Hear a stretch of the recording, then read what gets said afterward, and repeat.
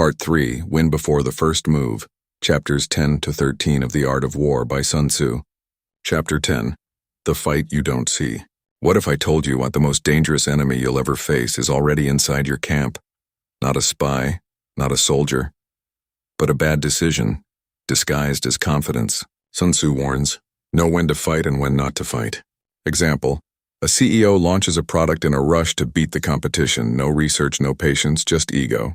Result? Millions lost. Not in war, but in pride. It's like jumping into a river without checking the current. The water doesn't care how strong you think you are. Lesson: don't fight to prove, fight to win. She waits, studies the market, and strikes when the price dips. Others panic, she profits. Victorious warriors win first, then go to war. Defeated warriors go to war first and then seek to win. It's like chess. The game is won in the setup, not in the attack. Lesson: plan your position before you take your shot, because when the board favors you, even a pawn can checkmate a king. Chapter 12. Spies are not just in war, they're in your life. Sun Tzu dedicates a full chapter to spies, but this isn't about espionage. It's about information, the edge you gain by knowing what others don't. Modern twist. Before a job interview, one candidate just prepares answers. The other? She studies the company, the manager, the problems they face. Guess who gets hired? Knowledge is like night vision. When others walk blind, you walk with eyes wide open. Quote, "For knowledge cannot be gotten from ghosts or spirit. It must be obtained from men."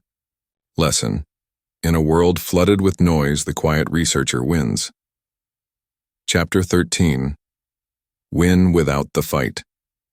This is Sun Tzu's final and most radical lesson. The supreme art of war is to subdue the enemy without fighting. Example: two businesses compete. One lowers prices. The other builds a community so loyal no one leaves, no price war, no drama, just quiet domination. Think of a candle. One spark can light a room. But true mastery is being the warmth, not just the flame. Lesson: if you're forced to fight, you've already lost half the battle.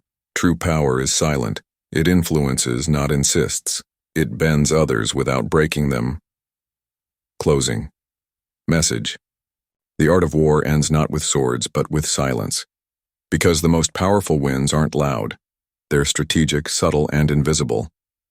Win in your mind before you step on the field. Gather knowledge like gold. Position yourself like a storm cloud, calm but ready. And remember, the best fight is the one no one sees coming. You've just unlocked the final moves of the master. How to win without a fight. How to lead with stillness. How to conquer the outside by mastering the inside. But here's the truth. The art of war isn't just for warriors. It's for anyone facing doubt, fear, chaos, or competition. So if this series stirred something in you, if a part of you now thinks differently, sees sharper, don't let it fade. Comment below. What's one lesson you'll actually use in your life? Like this video if it gave you clarity. Subscribe if you want more books decoded like this, with real power, real strategy, real stories. Because your mind is the battlefield, and every video here is another weapon in your hands.